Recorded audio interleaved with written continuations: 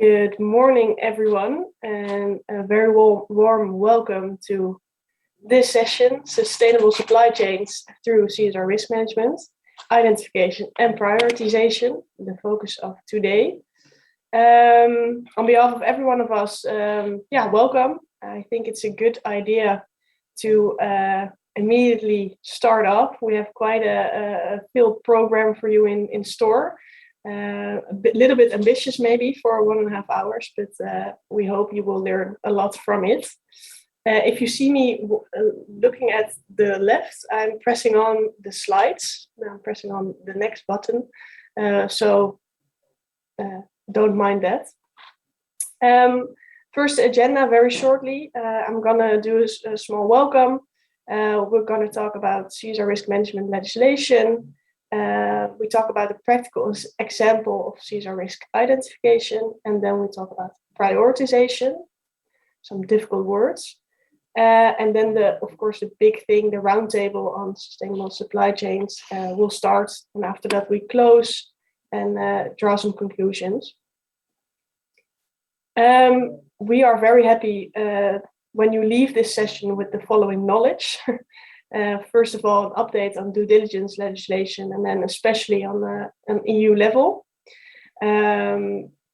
Also, we would like to offer some practical help in the CSR risk management or due diligence process by helping on or sharing practical tools on CSR risk identification and prioritization. And of course, some learning about sustainable supply chains from actual companies, which will be most helpful probably. First of all, you see in the right corner of your screen, live discussion, I hope. You can press on that, and that's the place where you can ask questions in the chat or ask questions in the questions tab. We will collect these and answer them later on in the session. And if you have any technical issues, please let us know in the chat as well. A team member of CSR Europe will assist you. So now you can see what I mean. It's called live discussion, the bottom right corner. Also, so you have 3 tabs, the chat, the questions, but also the polls. And to interact with you as good as possible, we would like to do some polls as well. So be prepared. So that's about this, the very house rules. Then very shortly again, who are we? Well, I'm Marieke de Jong. I'm a CSR risk expert at MVO Nederland. I'm here today with my colleagues, Caroline Zamor from UPJ. She's also CSR risk expert and project manager on sustainable supply chains. And Olats Armengold, she's project manager supply chain sustainability, the other way around. And our distinguished guest, Nancy Days, she is CR Manager International, and Irene Jonkman, she is Impact Manager at UMECO, and Nancy is of course from Sanlúcar, in case I forgot to say that. Then very shortly about MVO Nederland. We are the sustainable entrepreneurial network of the Netherlands. We believe that we are the movement for new economy entrepreneurs. We want to work towards a new economy, and in our eyes, that economy is climate neutral, inclusive, circular, and built around fair supply chains, which of course fits good at this session. And we believe that enterprising people and businesses make the difference in this new economy.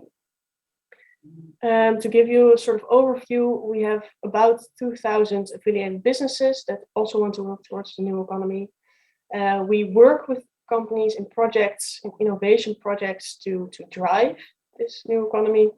We do that internationally and nationally, and we also are very fond of matchmaking between different companies and ideas. And then I'll give the word to my colleague, Caroline. Thank you, Marieke. I work at UPJ. I won't tell you what the letters stand for because it's been 25 years and it's not really what we do anymore. Now, UPJ is the network of committed companies and non-profit intermediate organizations in Germany.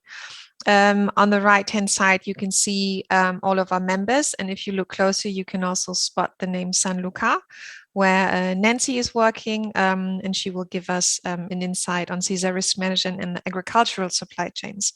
We do focus on projects that contribute to solving social problems and creating new links between companies, non-profit organizations, and public administrations. So cooperation is sort of our keyword, what we do. And we also support these actors with information and advice in the development and implementation of their corporate citizenship and corporate social responsibility activities.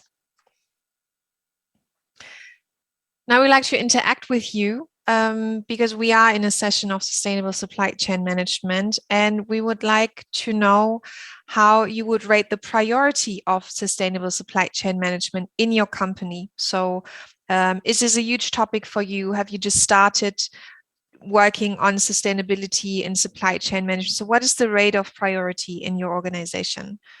I hope the poll will start. We don't have access to the poll, but let's see.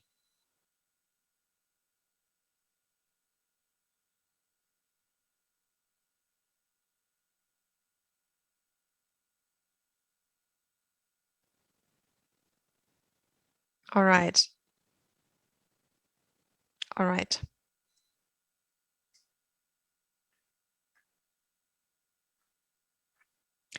Yes, so unfortunately we can't view the poll and comment on this, which is a bit of a pity, but I will just continue to dive into the topic of sustainable supply chain management. So what is sustainable supply chain management? What is CSR risk management, and why do we need it? We could have a day-long workshop on the topic, why it's important and what it is, but two things that link all of this and kind of kickstarted the discussion on an international level are the UN guiding principles on business and human rights, and the OECD guidelines for multinational enterprises. So the UN guiding principles, what are they? I'm just going to read the definition of them. They are a set of guidelines for states and companies to prevent, address, and remedy human rights abuses and committed in business operations. They were proposed by John Ruggie, who unfortunately passed away recently, which was a big loss for the community and also for, I would say, for all of us. They were launched in 2011 by the UN Human Rights Council, and alongside with that, a working group on business and human rights was also established at the UN. So they are well, they celebrate their 10-year anniversary, but business and human rights has been a topic, a hot topic recently, and I will get to that later. And then there are also the OECD guidelines, which are for multinational companies, multinational enterprises, recommendations addressed by the governments to multinational enterprises operating from adherent countries, and they provide non-binding principles. So this is you can call this soft law. These are all non-binding. And now I see that the results are in the chat. So we asked you, what kind of organization do you work for? Most of you work in companies, which is great. So you are the right, exact target audience. But we also have some self-employed people, students, which is also good because you have to educate yourself about this as soon as possible. Some social businesses, and also 14% NGOs and NPOs are present here. Next slide, please. So I was talking about soft law. So no one will get drawn to court if they don't follow the UN guiding principles, but companies are being under more pressure. As you can see, the green countries, they already have legislation in place, and the red countries, they are on the way. And the blue countries, they have civil society action. The most recent law was launched in Germany this year, our supply chain due diligence law. If I say it in German, you will think, oh, that's why German language is so complicated. But we already have an abbreviation for it. This will drive companies, and we see this in Germany, that a lot of companies, they are further than business associations, for example, that companies really want to engage in this topic, but it's also a challenge for them.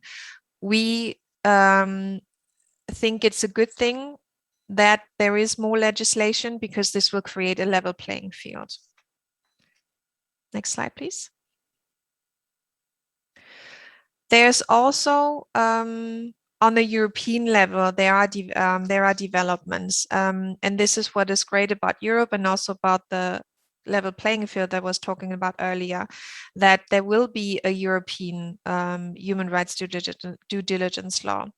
The latest news that we have on this, that on the 8th of December, the proposal is going to be presented. It's going to be published, and then it goes into the countries, and then this is going to be discussed. So what are the points in the European due diligence law? As far as we know, this is not confidential information, but this is a bit speculative, because the latest draft will, as I said, only be launched on the 8th of December.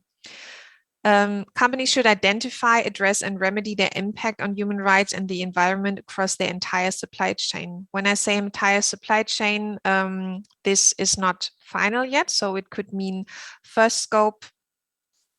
This could mean first tier, second tier, or third tier.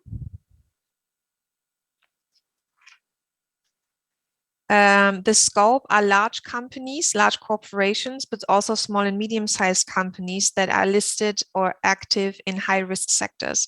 This differs from the German law. The German law only applies for companies with 1,000 or 3,000 or more employees, and then 2 years later for 1,000 employees. It should also apply for non-European companies that want to do business within the EU, which is great, because companies keep complaining we have a disadvantage, but this is also applicable for companies who do business in Europe. There are civil and public law sanctions, such as fines or exclusions from public tenders, for example, which is also in the German law, but the criminal liability has been removed from the latest draft. You can see on the right side, you can see the next steps. From 2022 on, the proposal is going to be discussed in a trialogue between the Parliament, the Commission, and the Council. Next slide, please. As I was talking about soft law and then hard law, what we also have, which is somewhat binding, are the SDGs and the SDG impact on CSR risk. You can see all 17 SDGs here, but what we want to focus on are just a few.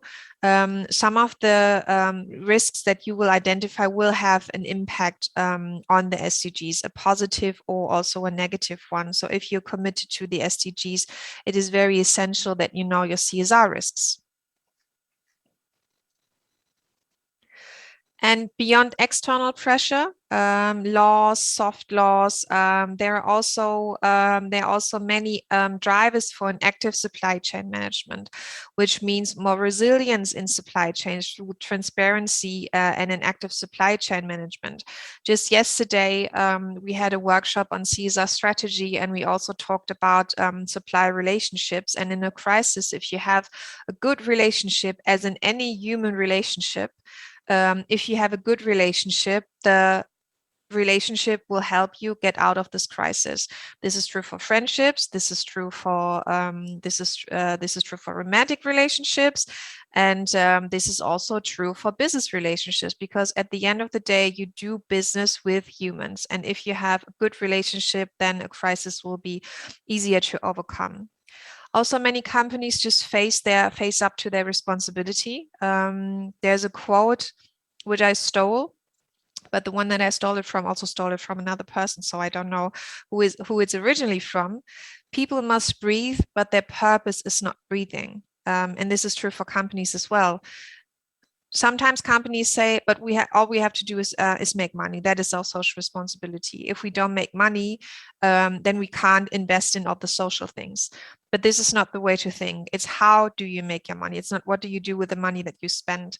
So companies must earn money. That is true. They must make money, but their purpose is not to make money.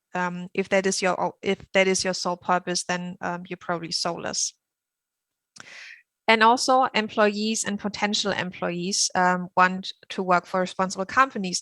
We see this, and this was an argument that was kind of brushed off as, oh, this is just a frou-frou argument from the CSR people, but it is actually an argument. So a lot of pressure comes from HR departments, because they say, people ask us, what do you do in your CSR management?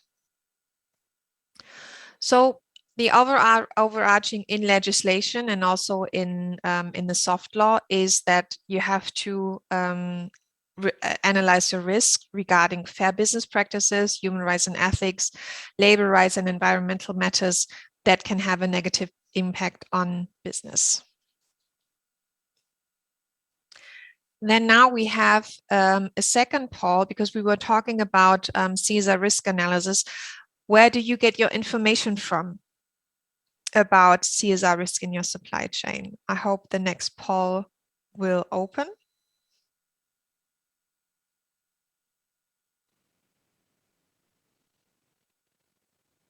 All right.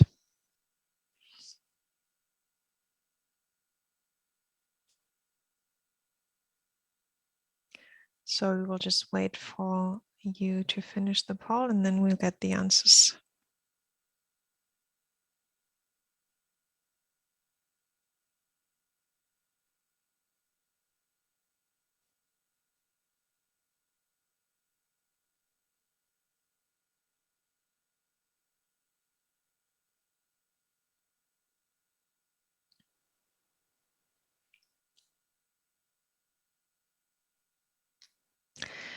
That is a bit sad,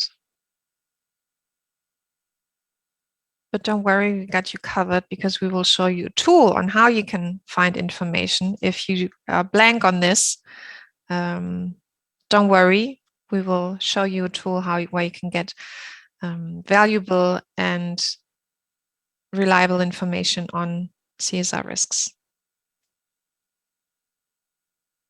All right. Thank you. So you can't see the answers, but I can. Oh, 18% use CSR Risk Check, which makes me very happy. We're getting thumbs up from our panel. 21% audit reports, which is also a very, very important source for your actual risk. You have to distinguish between potential risks and actual risks. So potential risks are risks that are related to the product and the country, and actual risks are risks that are related to your actual suppliers. 18% desktop research, 12% exchange with stakeholders and experts, 15% exchange with other departments, which is great. And you can see that the divide in the answers shows you that you can't use one sole source. You have to use multiple sources, and you have to do desktop research, but you also have to talk to actual people. One tool that can help you with your desktop research is the CSR Risk Check, which a lot of you apparently already know. If some of you don't know it, you will get to know it now. The CSR Risk Check is a huge database with more than 2,500 sources. Sources are studies from independent organizations, from governments.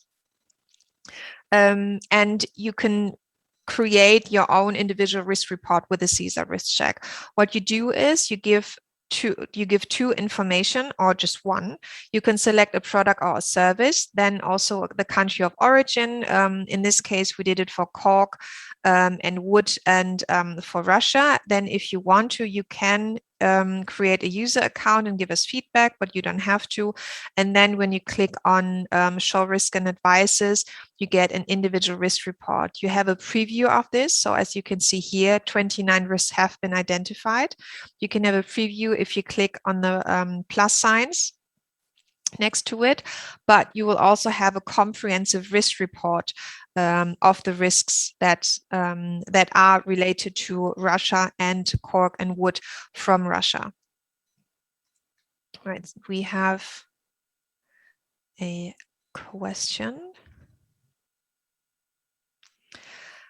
How do you engage with the overall company and employees in decreasing this supply chain risk? Any recent business case? We will get back to this question in the panel. Because now I'd like to give the floor to Olats from CSR Europe, who will give you a practical example on how they use the risk check to help company. And maybe this will already answer the question. Good morning, all. I hope you can hear me okay. And thank you, Caroline, for giving me the floor. So I'm Ola Tarmingot, a project manager at CSR Europe.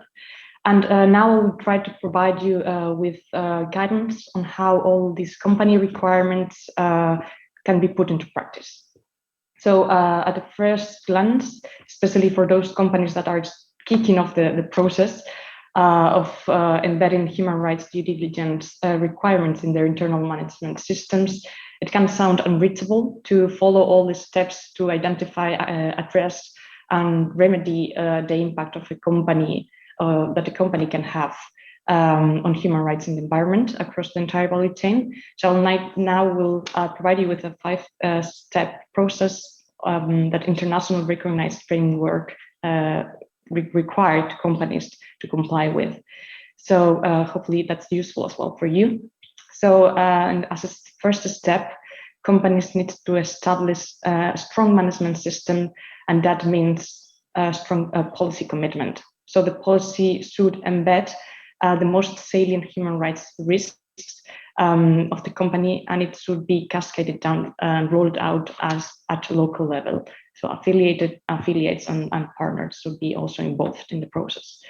Then regarding how to embed this into the company and within the company needs to establish the necessary internal structures that can be dedicating one specific person for human rights topics, and also raising awareness of among the staff of the importance of the human rights and environment risks. Also,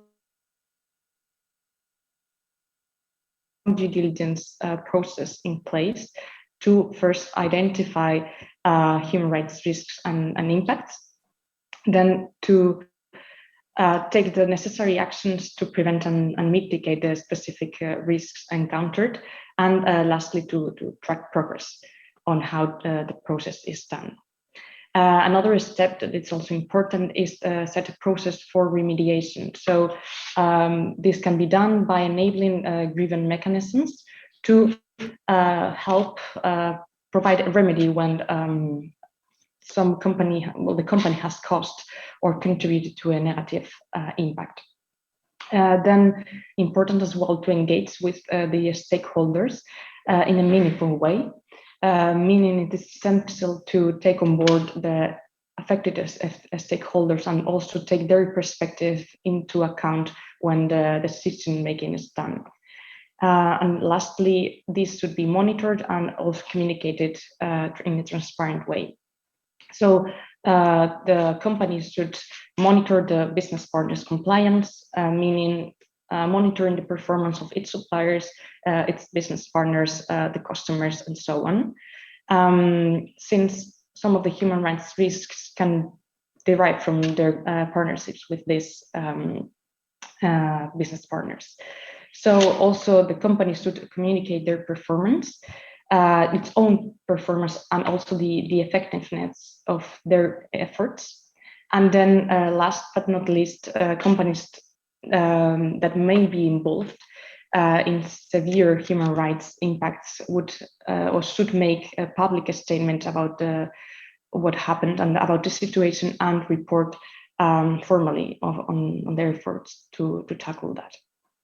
So now that the process is clear, I would like to enable you to understand how in practical the risks can be prioritized, and also to get insights on how the company can identify those risks. So in a nutshell, I will try to explain how we use the CSR Risk Check tool to prioritize the human rights risks in specific sectors. So now I'll present a step-by-step case study on how CSR Europe would support a multinational company in its human rights risk assessment. So as a first step, it is important for the assessment to be delivered in close alignment with the company business and the project team. So that's why CSR Europe proposes that to get to know the actual company business together with issues related to the company's stakeholders. So for this purpose, and as a first step, we would propose to provide the company with a tailored questionnaire for them to fill out, and if needed, conduct a kickoff meeting or interview with the project team of the company. So in this questionnaire, we would separate two different topics. First of all, related to the business, so the current and future business of the company, and an overview of the main stakeholders in the business. And then the second part would be related to business and human rights topics. So meaning the issues that the company may have had in the last 10 years of operations, then the company's management systems in place, and the current implementation of the human rights policy. Also, it would be useful to understand the company's understanding and the main challenges that the companies they encountered so far and the expected evolution. So then as a second step, it is also recommendable to look at the expectations of the institutional actors, be it investors, regulators, civil society, and the company it's important that the company is able to respond to the question, what is expected from me before and after the customer, the products reach the customers, for example. And here, as Caroline already mentioned, the European Union plays a global leading role here on the business and human rights topic. So here, the first step would be to the company should identify the potential human rights risks and prioritize them following a strategic process. And then it would need to map the most salient risks in the sector by developing a human rights risk dashboard. So I'll explain in the next slide how to develop the dashboard using the CSR Risk Check tool. And then the fourth step would be to entail the company recommendations on how to proceed based on the human rights risk encountered. So here in this slide, you can see the methodology to create these human rights risk dashboards. So to obtain a mapping of the potential exposure to human rights risks, the scope of the countries need to be limited. And for that, we have created a systematic approach that can be applied. And then in the first step, this first step allows to identify the countries that need to be covered in the work. And for that, we encourage to use the Fragile States Index that serves as a tool for country prioritization. So this indicator measures the relationship between the state and its population and how well it checks the extent towards the state's kind of respect the human rights, and also the freedoms are respected and protected. So the scores in this index go from 0, that would mean that the country is stable, there's no violations, and a 10 would mean that the country is least stable and the likelihood for the human rights violations to occur is higher. So the median score for this index would be a 6, and this has been used as a threshold for the analysis of the human rights, these risk dashboards. Then as a second step, from the full country list of the fragile states index, only countries in which the company operates should be taken into account. And these countries can be also separated into 2 different groups. The first one would be the top 5 performing countries, excluding those where the company does not operate and does not have units in operations. And then this allows the company to focus on those countries that have the highest potential risk exposure for the company, even if the units in operations are low. And then for the second one would be the top 10 countries where the company has the most units in operation in that country, in those countries, sorry. So this would allow the company to focus on the countries where the potential total exposure is the highest, because it's the company presence is higher there. So then for each of the countries in the 2 groups, the MVO Nederland Risk Check tool can be used on the basis of the risk assessment. And this tool allows to get an overview of the risks per sector and per country. So by using this instrument, CSR Europe is able to provide companies with a human rights risk dashboard. And we use these parameters that you can see here in the slides. So risk likelihood in those countries, the potential exposure of the issue area, and the total potential exposure for specific risks. So if we can move to the next slide. So here you can see what human rights risk dashboard can look like. And this provides an overview of the most recurring potential risks related to a specific sector. The issue areas are grouped according to 3 main human rights categories that are civil and political rights, economic, social, and cultural rights, and labor rights. So in each of the issue areas, be it governance or forced resettlement, clusters the identified risks. And then with this dashboard, what we can do is assess the company's likelihood and exposure towards each of those identified risks. And here you can see an example in this slide. And then how would you read this dashboard? So the risk likelihood represents the percentage of the countries where a specific risk occurs. Then the total exposure is the portion of units in operation for the countries where a risk occurs over the total units in operation in all countries. Then the specific exposure, it's a company's business exposure for each of the risks identified, expressed as well as a percentage of the total number of units in operation in each sector. And last but not least, the country risk likelihood is the percentage expressing the likelihood of a human rights risk to occur in a specific country. So moving to the next slide to conclude this section.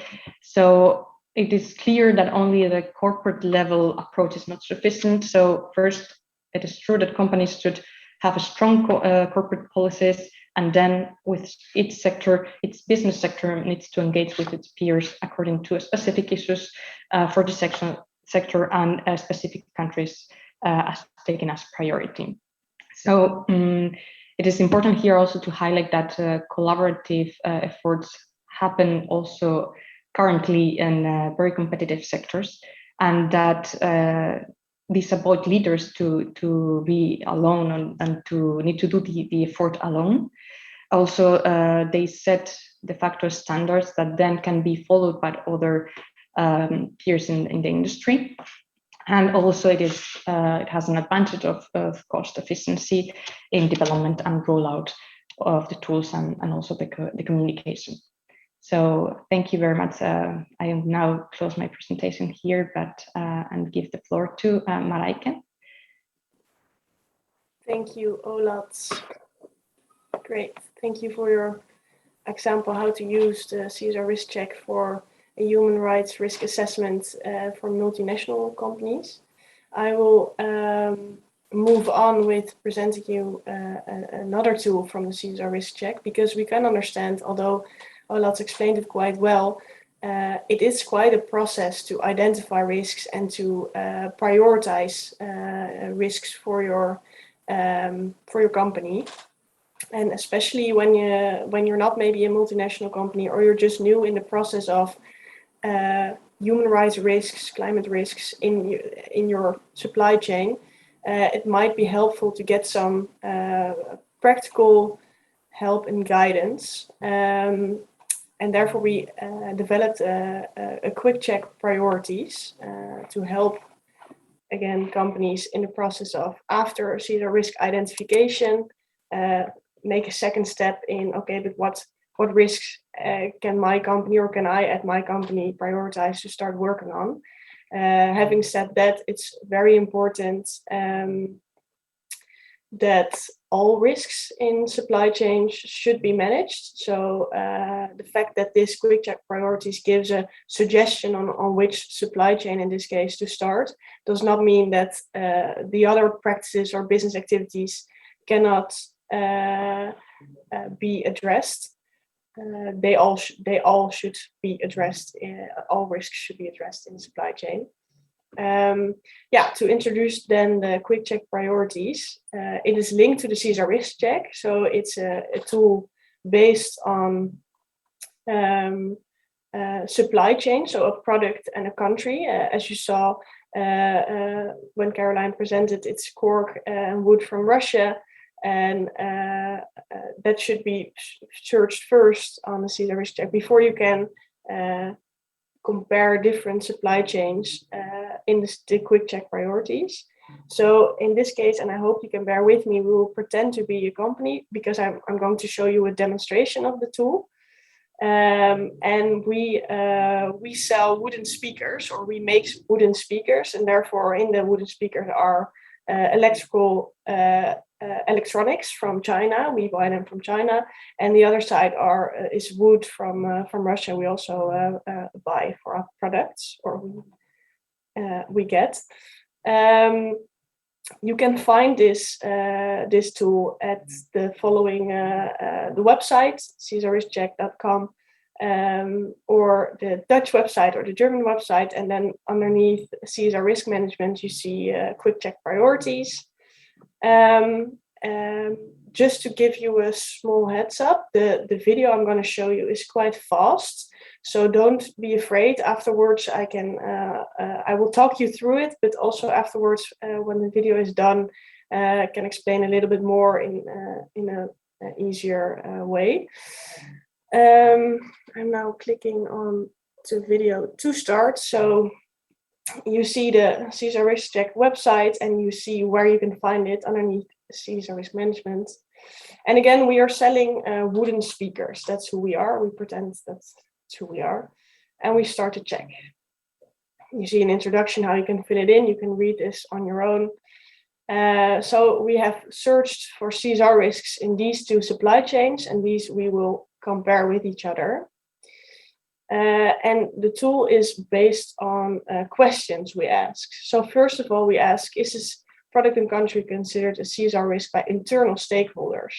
So colleagues, management, stakeholders, and you have to think for yourself. It's not a one-way tool that gives you the perfect answers. No, you have to think for yourself. After the direct or the internal stakeholders, we also ask, is this considered a CSR risk or this supply chain by direct external stakeholders? You can think of customers, suppliers, people in the supply chain. Again, it goes quite fast. We have some options which you won't see in the video, but please have a easy look for yourself. And then afterwards, we ask you to change perspective once again, the indirect external stakeholders, so society or NGOs. Then we ask you, okay, in the supply chains, what type of labor is used most? So is that unskilled labor or semi-skilled labor? And we also ask you, do you already assess suppliers to determine how they are performing? So do you do a code of conduct? Do you work with that? Or do you ask a questionnaire like, oh, that's said, because that also makes a difference. So for now, we're filling this in with pretending answers. So then we also ask you, do you have a management system in place that addresses CSR risks? Or does the product have CSR certification? Because when already some issues are worked on through certification or management systems, that helps. Then again, the production facility, does that have CSR certification? And you can answer that for yourself. And we provide the ITC standards map to have an overview on standards in the sector. Then we ask how many steps from your point up until the raw material. And then we're going to start on your side of the work. So what's the size of your purchasing of the product service? What is your, how do you work as a company? And how do you estimate the degree of influence you have on your suppliers? Do you have a lot of influence, do you think, because you buy in a lot from them? Or you maybe have not much influence because you only buy a little bit from them? And then we also ask, how long are you already engaged with your supplier? And is it less than 2 years or more than 2 years, or is it a single purchase? Because it also matters in what you can maybe change easily. Then the quality of the relationship. Is it good? Do you have a lot of contact? Do you mail? Do you call? Do you visit? That's also important. And do you experience a systematic problem in the country of origin? For example, there's no freedom of speech, or people are not able to associate together. And the last question already is, do you work together with other buying companies or governments to make the supply chain of this project more sustainable? And you can answer yes or no. And afterwards you see results. So based on the answers on the questions you gave, this is the tip. You should start with communications or electronics, from China. And it's the score is built up of two sides, risk and likelihood and influence. But you can also download the results in a PDF. You see what you have answered on the questions, so you can read through them very easily and take your time for that. You can see what you have answered and maybe save that to see in a year later what you answered and if it's still the same, and you see the results again. Also some next steps of what you can do maybe, and a disclaimer. I think the video will end now, but I will talk a bit more. I hope maybe this stays in the slide. Yeah, I think so. That's great. So I'm sorry for the very fast demonstration of this tool. Just a short recap. The tool is based on a questionnaire, so to say. And the first part is I'm still here. The first part is really focused on the risks that might be there in your supply chain. Of course, it's up to businesses themselves to check if the risks really are a problem, and to dive deep into the supply chain by calling suppliers and understanding what is there, engaging with stakeholders, as also was said before. And the second part is more about what you as a company, what your purchasing practices are right now. How do you engage with your suppliers? Do you engage with suppliers with certification or not? To also have an idea about that. Then luckily we now see the result page again. And you see in the purple dot the percentage that indicates something about the level of likelihood of risks. And the higher it is, the more pressing the situation is. Could be in the supply chain. So 100% would be drama, immediate action is required. And the lower, the better, to say so, in the purple circle. Then in the blue circle next to it, you see medium and very low. That says something about the influence you can have on your supplier based on what you answer. So, for example, if you have a longer relationship and you have a good relationship, you see each other often, you talk much, it's often easier to ask hey, CSR risk around child labor, can we work together on making sure that doesn't happen and will not ever happen in our relationship?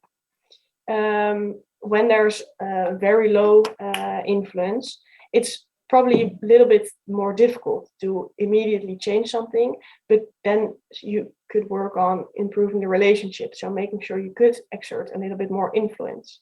Again, the fact that the electronics from China is up top and you should, well, it is suggested you can start working on that supply chain. Also, the cork wood from Russia should be managed. So it's definitely not a free letter to drop everything after you have worked on the China supply chain. All supply chains and all CSR risks in the supply chain should be managed again. But this is merely a practice in maybe thinking about how to improve your way on working on CSR risks and what you can maybe do to start. This is a tool. You can access it on the website, on the CSR Risk Check website. If there are very many questions, and I can understand that, we can also address them later. But I think it's now time for our distinguished guests to present themselves and also to start the roundtable on sustainable supply chain. So I'm giving the floor to Nancy Days from Sandra Group. And I'm very happy she's here.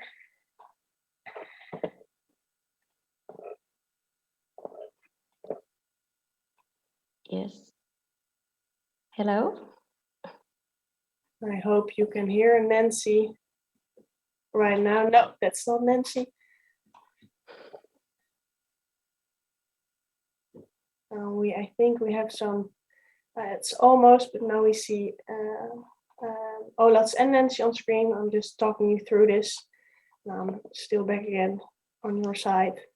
And I hope Nancy comes now, and afterwards Irene will introduce Yumiko. Nancy now will introduce San Lucar, and then we start with the roundtable where you as an audience can ask all your questions you might have.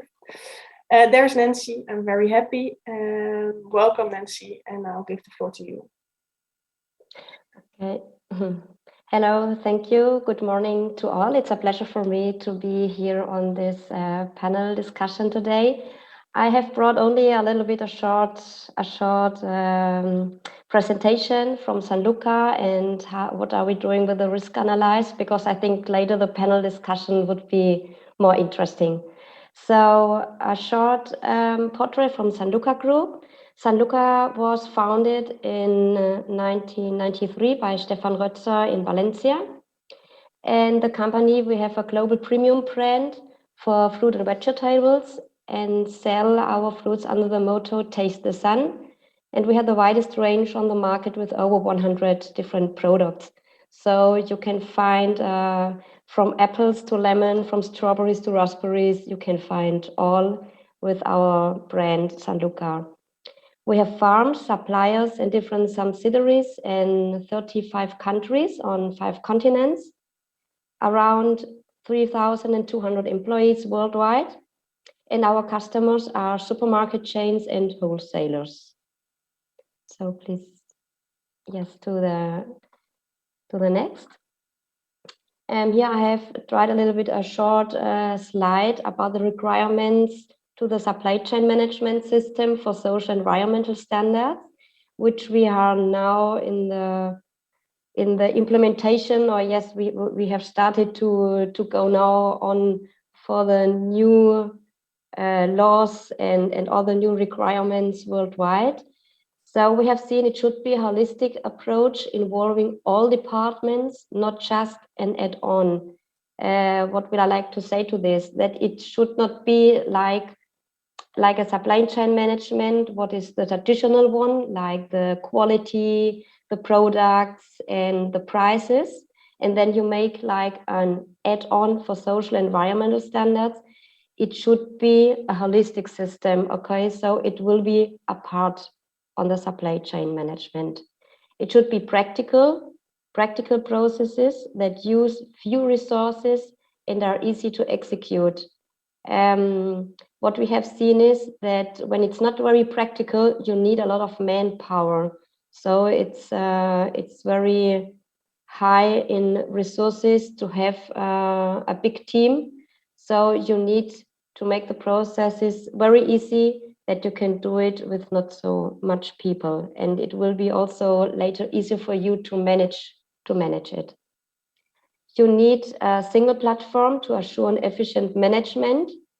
This is what also we see when you have a lot of providers. So it depends also a little bit on the sector, but normally the international companies, they have more than 1,000 suppliers, and some companies, they have 20,000 suppliers. So when you have different management systems or different platforms where you have the database or where you have the different information from your suppliers, it will be very difficult to manage it in an efficient way, and that all the departments can see the information. So we think it's a need for a single platform inside your company.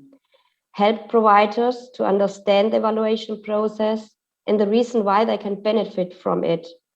This is also very important from the beginning, to involve the providers, to have them involved, to have a dialogue with them. Perhaps you can start with your partners, with your most important providers, where you have a good relationship. What as Caroline first said, we are making business with humans. We have relationships, so try to use it. Ask them for feedback, how they feel with the questions, how they feel with the evaluations.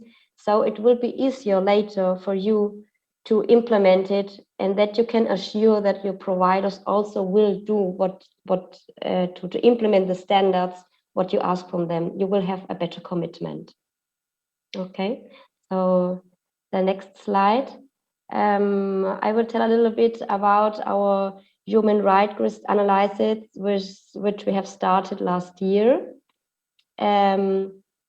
We have done it in order to comply with human rights worldwide, because it is necessary to identify the risk along the supply chain. I think because of this, we are here today in this session.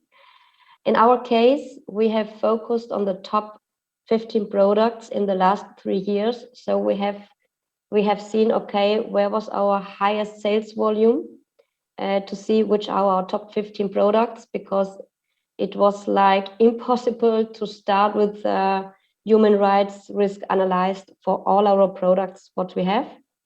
And then when we have seen our 15 products, we have said, okay, now we will start with the top 5 countries of origin where this 15 products come on.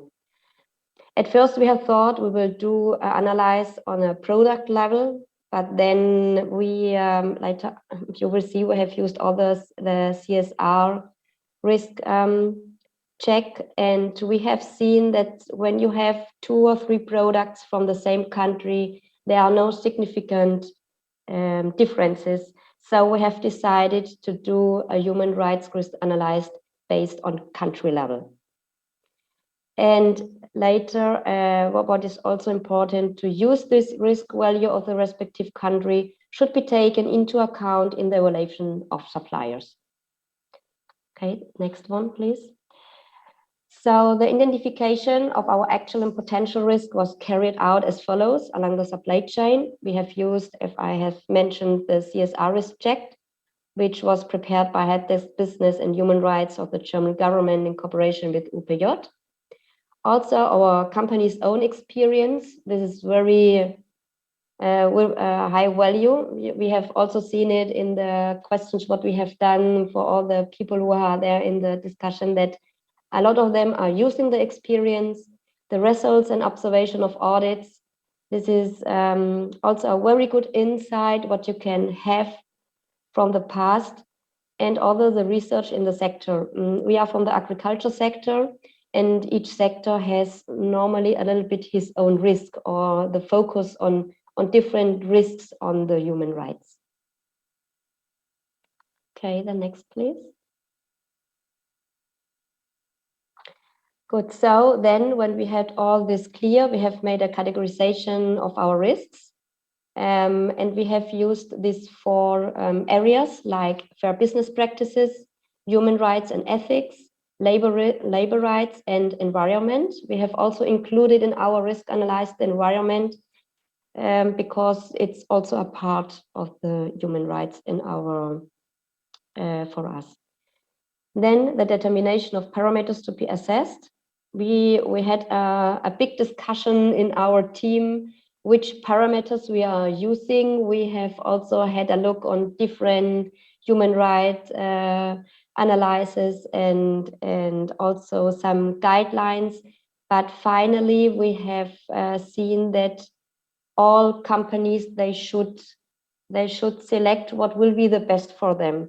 So finally, and after discussions, we have said, okay, we will choose the probability, the degree of impact of our company, and like adjustment factors, it will be how quick we can respond on this. When we have this risk, how quick we have a response on it to mitigate it and to eliminate the risk. And then we have calculating the risk value, which is a total value. Then it will come the preparation of action plans if required and the integration into existing business processes. So with this, I will conclude my presentation, and I hope I could give a short insight how we are managing it. Thank you very much, and see you later on the panel discussion. Yes, then thank you so much, Nancy. And then I'll give the floor to Irene from UMECO. And I hope she will come into screen. I hope so too. Yes, there I am. Thank you, Marika, and thank you, Nancy, for the story of Sandra. Is my presentation visible already? I'm not sure. Or just our faces? Maybe it's yes. Yes, there I am. Well, nice to meet you all. I'm Irene from UMECO. I think we can go to the next slides directly. Let me give you a short introduction on the company. We make bed and bath products. We are based in the Netherlands, and we started 11 years ago in 2010. Here on the picture, you can see a small overview of the products we offer and we make. Most people know us. If they know us from the bedding, because it's the most visible in the bedroom, of course, as you see on the left. But besides that, we also make duvets and pillows, of course, mattresses to finish the whole sleep experience. And also some products around it, for example, bath products and bathrobes. And that brings us to the first difficulty. If we go to the next slide. Because we work with quite some different materials. Mostly we use cotton for the bed sheets, etc. But also for our pillows and duvets, they are filled with, for example, down, for example, wool, natural latex, if you talk about mattresses. And that's all the different materials, makes it a challenge to prioritize. I will take you on a short journey of the start of UMECO to get you understand how we do the things we do. Because UMECO started in 2010, as I said before. The founders were 2 friends who thought, well, let's make the world a better place by starting a business. And they didn't really have an idea in what sector, so it would have been San Lucas' new competitor. But one evening, they stepped into bed and they wondered, what am I sleeping under? What is this? What's inside of my duvet? And they discovered it was down covered with a cotton cover. And they did some research on both production processes of both products And they thought, well, we can do it better than it's going now. So instead of thinking we won't burn our fingers on this difficult supply chains, they thought, let's do it different. So that's my first advice. Get informed on the materials you use, you have in your supply chain. And the MVO Risk Checker we just saw is a beautiful tool to use for that. And after that, after they discovered the points of improvement in the cotton industry, for example, they thought we need some internal norms. What is our baseline? So for UMECO, it was that in the case of cotton, when we make use of cotton, it always has to be organic. In our case, as you see on the picture on the right, it's got certified Global Organic Textile Standard. And to make sure those internal norms are also landing at the side of your supplier, of course, as also as said before today, you really need to get in touch with them. It's not just here, this is my requirement, good luck, make it for me. But as Caroline said, they are humans, get in touch. If you have from both sides, you know what you want and what is possible, you can get further than on your own. And in our case, I think I saw the question already in the chat with the tires of your suppliers. Cotton is quite long chain, so it grows, as we all know, probably at the farm, but it's not the bedding that grows on the tree. So there are quite some production processes in between. So for that reason, we choose for certified materials. So we know we have an external party who checks that it's from the beginning of the cotton ball until the end of the actual duvet cover you sleep under. It is all certified and checked if it is in line with our requirements. Marieke, you can go to the next slide. Because even though these are the things, the way we do, we still have quite some challenges in the cotton world. As I said before, it are long and complex supply chains. Cotton grows on the field and it goes to someone who needs to spin the thread, weave it, dye it, and then it needs to be cut, make, trim. In the conventional current cotton business, there is quite some impact on the environment, but also on human rights. I think most of us know the story of Rana Plaza about 10 years ago. Well, some things are improved in the meanwhile, but there is still quite some improvement to make. And as you see in the picture on the right, I hope it's visible, 70% of all available cotton is still produced in the conventional way. So there is not much regulation in most countries on how to make use of water, how to make use of pesticides, etc. And the 25% what is regulated is in certain degrees, and only 1% is actually organic certified. So that's a challenge for us. When we said all has to be organic, availability is quite a problem nowadays, because more and more countries are getting,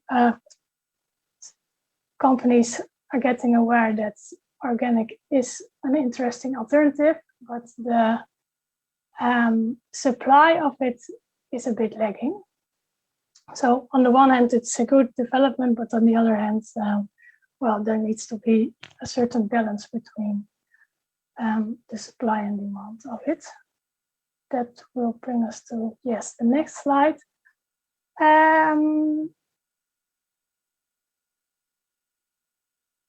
What I want to give you away today from this short presentation before we go into the panel discussion, Rome wasn't built in one day, and that's, I think, one of the most important things to remember when you dive in this kind of material.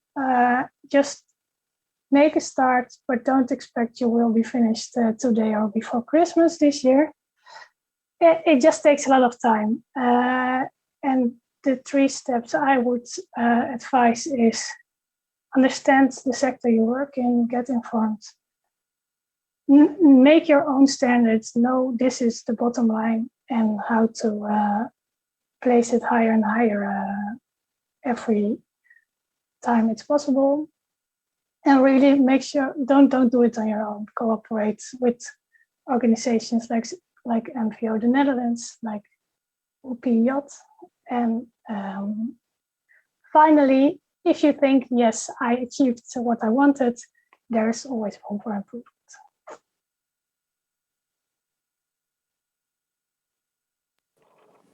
Great.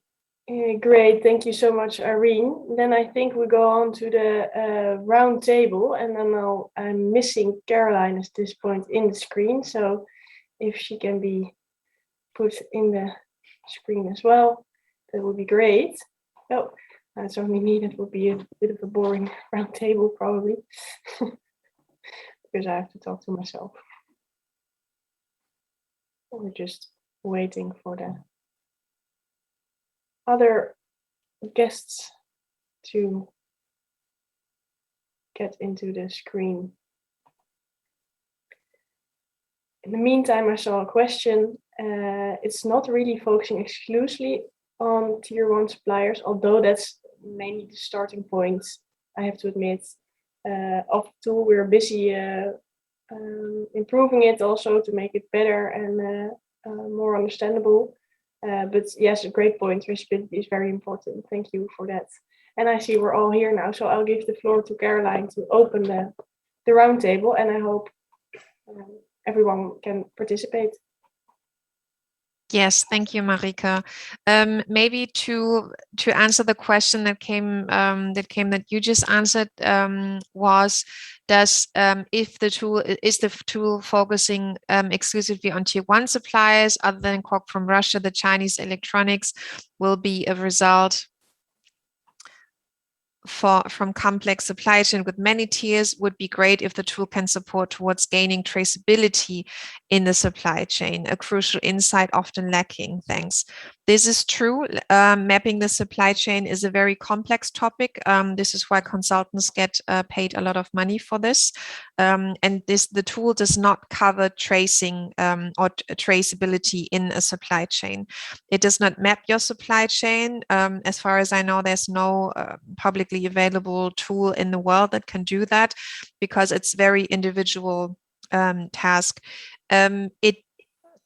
You can say that it does focus on first-tier suppliers, but you can also, if you're, for example, a retailer and you want to know about the risks that you yourself buy from a wholesaler, you can, of course, also give the combination of the product and the country that your wholesaler gets the product from.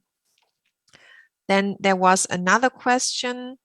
How do you engage the overall company and employees in decreasing the supply chain risk? Any recent business case? I would say this is the million-dollar question. This is done by multiple measures. This is done by communication. This is done by engaging with the right people at the right time. If you are hinting to digital solutions for this, I know that SAP has recently launched a solution for this, but there are also a lot of startup companies, and a recommendation that we got from a company, from a large German manufacturing company, was get in touch with the startup companies and then make your move and choose from this. Having answered all the questions, we can now start the panel, and maybe all of our panelists can come back to the video, which would be great. Yeah, thanks so much. So Nancy and Irene, there's a difference in your businesses. So Nancy, you work for a, I would say, conventional company that then with values, of course, but you started investing more and more resources in sustainability and CSR and sustainable supply chain management. Irene, I would say that UMECO is kind of a social business, so founded on sustainability policies and sustainable values. But both of you are putting a lot of resources and efforts into this. What would you say are the main drivers to spend more and more resources in sustainable supply chain management, in risk analysis, and also in developing measures? Maybe Nancy, you can start. Yes, I can start. In our case, from San Luca Group, we have like 5 main drivers why we have decided to implement all this in our supply chain. The first one, we are premium products. So we are selling premium products, and we would like to be proud of this on the way how we doing our business. Okay, so it's very important when you have a premium product also to transmit it and to do it in a good way. The next one is our philosophy. Our philosophy is taste in harmony with people and nature. So it will be considered in all our supply chain. The third one is to be a pioneer. To be a pioneer, to be prepared for the global trends and the client requirements, which will be always higher and higher, and also going to all what is the due diligence and human rights and all what is coming now in Germany and then on European level, and all the different laws. The next one is the control of providers. It is very important to control your providers, and to, how I have said in my presentation, also to catch them with the commitment, to have the commitment of them also. And later also we have own certifications. We are certificated, all our farm subsidiaries, our headquarter is certificated also by social certifications. And it's like something volunteer to optimize our processes inside. These are like the 5 mind drivers. I like that you close with optimizing your processes, because this is also an argument that we always give to companies. Even if you don't want to be sustainable or a greenish person or a greenish in social business, it's just good business practice to know your supply chains, to know what's going on. If you talk about quality, and this would catch on the first driver that you give, you sell premium products, so sustainability and respect for humans and the environment is part of your quality dimension. Yeah. So a mix of internal and external drivers. What I really like is that you focus so much on commitment to it. So what company do I want to be? It's when companies sometimes ask us, why should we do this? You can give them very factual reasons, but then at the end of the day, it's what kind of company do you want to be? What kind of player do you want to be in the world? Do you want to be a company that just ticks boxes from a to-do list, or do you want to be a creator or co-creator in the discussion? So Irene, what are your main drivers to spend more and more resources on this? Good question. Well, actually, I have almost nothing to add to Nancy. No, I think the story is quite the same, because it's, first of all, sometimes we make the joke at UMECO, because it's bedding products. We wake up and we go to bed with it. And if you go to bed, you want to go with it sounds a bit very green, to be honest. You want to go to bed with a conscious mind. But then in the same time, as you said, Caroline, we started with the whole sustainable story at the beginning. And then it was like, we really need to do this, we will. But now we're growing the last years quite fast. And then it's what Nancy said, it's just necessary to get your business straight and organized. You really need to know what you do. It's not like something for fun anymore. And I think it's one of the least concerns we have, to be honest. But you see in the world around us that laws are developed, other companies are jumping in. So if we say we are green, well, we need to stay ahead of the rest to say so. It's a bit the race to the top, as they say. Yeah. So it's also a mix between commitment, values, but also just good business practices. Because as you said, I mean, the slide that you showed with the pie chart on availability of organic cotton was very impressive. And I remember I used to work for Fairtrade and I was managing cotton. So I was talking to companies like yours in Germany, and they were also saying, well, if H&M or C&A or all the big retailers, if they would decide from one day to another, we want to go 100% organic, then there would just be no supply. Yeah. So on the one hand, it's great, of course, but it's also, it's an interesting challenge. Absolutely. We'd also like to shed some light on the dark sides of sustainable supply chain and risk management, because you must face dilemmas. It's kind of a bubble that we have here. Oh yeah, everything has to be sustainable, but I'm sure that sometimes you face dilemmas in your work when you have to, for example, prioritize risks, or when you have to prioritize a pure business decision over a sustainable decision. Does this happen in your work?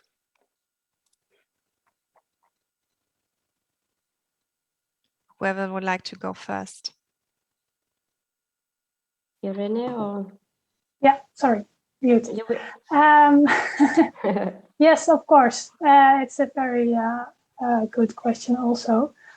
And in our case, well, the pie chart you just referred to is one of the dilemmas we face, availability. And as you might have seen in the picture, when it's possible, we want it organic certified and also fair trade.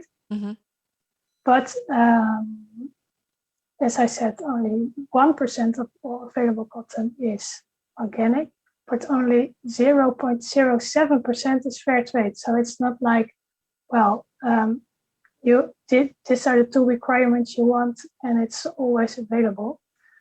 And I think most people in working with natural goods know the quality is also important. Mm-hmm. Not every ball of cotton is suitable to make bedding. So sometimes we find a material, we want a kind of weaving that's very technical. We really want to have in our collection. And if it's not available with organic cotton, well, then we say no-go. But if it is organic but not fair trade, well, we are open to see what is possible. Mm-hmm. So sometimes you sometimes have to compromise a certification over quality, but never without any certification. Indeed. Yeah. Thank you. How about you, Nancy? What are the dilemmas that you face in your work? Yes, I think we are a little bit aligned. I think the thing is that when you need to have a volume from a special product, which you have made a business or you have said to the client, you will have it.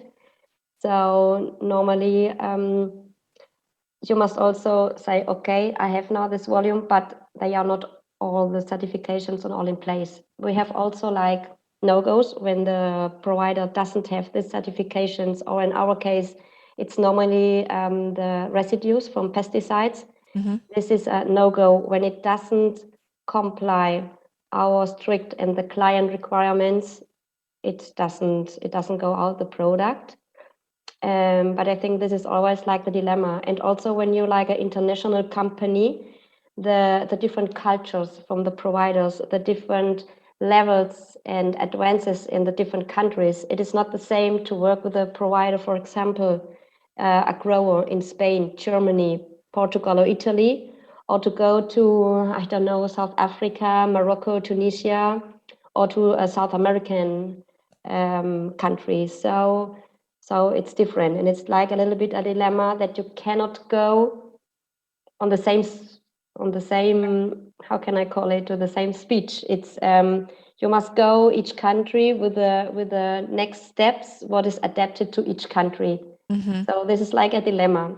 You cannot go on in the whole countries where you have your providers with the same steps on the same time. It's not possible. Okay. Yeah, but this would also be a pro argument for establishing a good relationship with your supplier, that there's a mutual understanding from it. What we see sometimes also in Germany with new regulations coming in, with a lot of companies, especially from the automotive industry, drawing up CO2 neutrality plans. They give this to their sometimes smallest suppliers, and then they have to do the work, and there's no relationship to them. Actually, it's just please do this because we want to claim that we are net zero by 2030. And if you can't fulfill those requirements, then we're going to find a new one, which is not what I call a good supplier relationship. We are at a European roundtable, and I already mentioned the EU legislation for it. Are you looking forward to it, or are you looking anxious towards the EU legislation?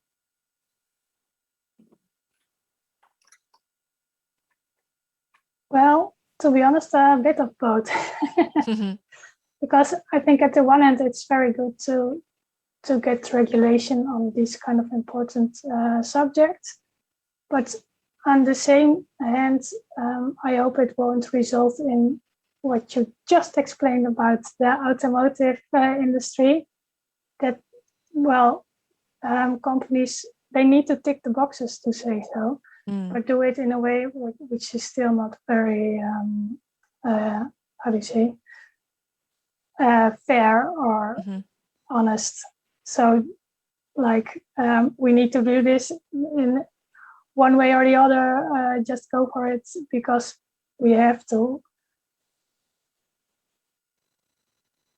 It would be nice if companies really think about not only the short term, how to comply with the rules, but also how to make it workable in the long term. So to see a law as an opportunity to innovate and to re-engineer, as the engineers would say. How about you, Nancy? I mean, you are an international company, so your headquarter is in Spain, but you have own production facilities and, of course, suppliers around the world. How are you already preparing for the EU human rights due diligence legislation? Yes, we are preparing. This is one of our mind drivers. What I have called is to be a pioneer, to be prepared. So at the first time, I think it was for all companies the same. We say, oh my God, what is now coming? What we must do? So all the legal departments all are trying to understand what will coming, how many resources, how many costs, how many new manpower we need. So, but I think now we have we have climbed this hill, and we have come now to like a little bit to looking forward to it, and then to see it as Irene like an opportunity to re-engineering, to innovate all our processes. And I think also it will be make clearer the rules and the framework for all, because what is the problem at the moment? All the providers or all the clients, they are doing their own systems. So it's a little bit confusing. You need a lot of resources inside to fill out self-assessment, to do different risk assessments. So it's not clear. So I think it will be very helpful for the companies who are global players or European players to have clear rules, to could implement, and also to have the commitment from all your supply chain, because it's not only to say we need to do it as San Luca, as a company. It's like now it's like more in the mind. It's a new mindset, okay, for all to work in a new way. And also I think we are humans, and always when all is voluntary, we do it, but we do not on 100%. So I think when we really want to change something now in the world, and to have a commitment with the Agenda 2030, we need some due diligence on European, and it would be great to have someone also on international level. All right. Yeah, I definitely agree. But we are not working at the EU Commission, nor the Council, nor any other entity. But if you imagine you could rule for a day in the EU or internationally, what framework, you also gave me the keyword framework, Nancy, what framework would you wish from politics to create to make it easier for companies to become more sustainable? I think one of the things are the scope. You know, it's sometimes one of the problem from the laws, they are very open. So where are starting and finishing your supply chain? It's tier 1, it's tier 2, it's tier 3. So I think it should be better defined, like a scope from where to where.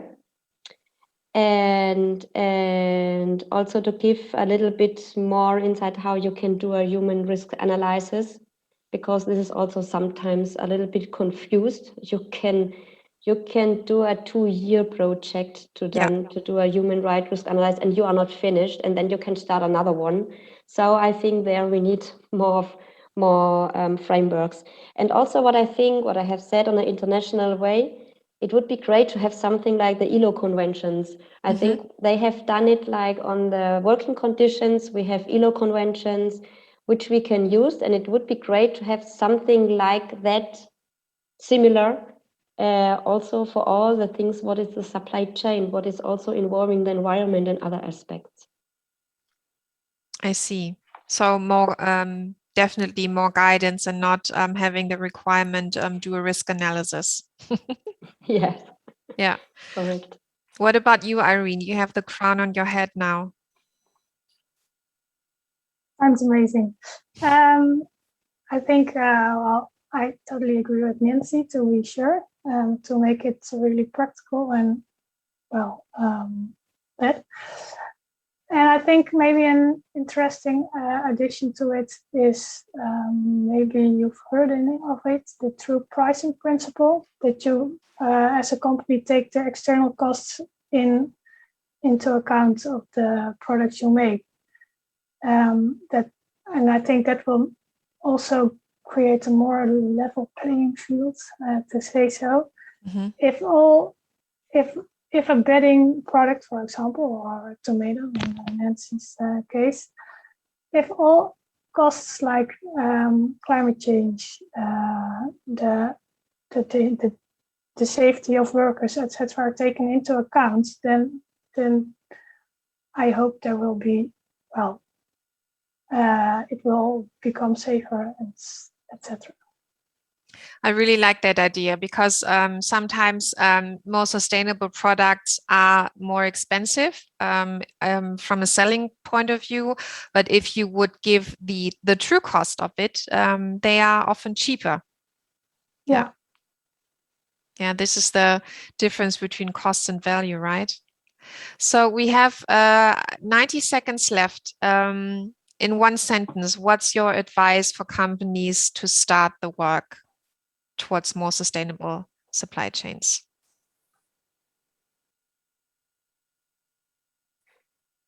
Start today. and make it small. As I said in my presentation, it's incredibly complex and a very big issue. But if you say, for example, well, this product or this product group or the collection of coming summer, well, just make a start, and start small, try things, but well, and don't get lost in very big ambitions. Thank you, Irene. I think the same. Start. Don't read and read and reread, because you will never start. So I think this is the thing, to start on an easy way, on a practical way. And also I think to have a commitment, to get the commitment from the high management, from the first step, what you are doing, and also the commitment and involve all the areas, all the departments, the purchase department, legal department, quality department, if you have subsidiaries, involve them from the beginning that they feel they are be part of. Because if not, you will do something and finally it will not be a real implementation. Thank you so much. So in a nutshell, start today with involving top management and involving everyone, and start with a small project. Yeah, I once heard that, do you know what the best day is to start your new life? Yesterday. So yeah, so just, just small steps. Yeah. As you said, Irina, Rome wasn't built in a day, and these are transformative processes, and no company wakes up one day and says, oh, today I'm going to transform myself and this will be done by the end of business. This is not how transformation works. Everyone who tried to exercise more on the 1st of January every year knows that transformative processes aren't done that way. I don't know if we will be cut off. I hope that I can still say a huge thank you to you, Nancy, to you, Irene, also to you, Olats.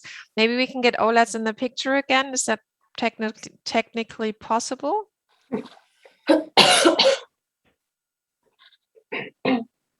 Well, even though I can see you, Ola, so thanks so much for giving us an insight on how to break down the very complex process on how to assess human rights. Thank you, Marike, so much. Something internal. Marike did most of the work preparing this, and I already always had a bad conscience in saying, oh, Marike, I should also do some work, but Marike had it all covered. Thank you for guiding us through the session. Thanks a lot for your questions. The presentations will be publicly available, the whole sessions, on YouTube, I think in about a month. Let's correct me if I'm wrong. They will be uploaded on the CSR Europe YouTube channel soon. And if there are no further questions, then I would just say enjoy the rest of the sessions of the SDG Summit. And I hope to see you next year again.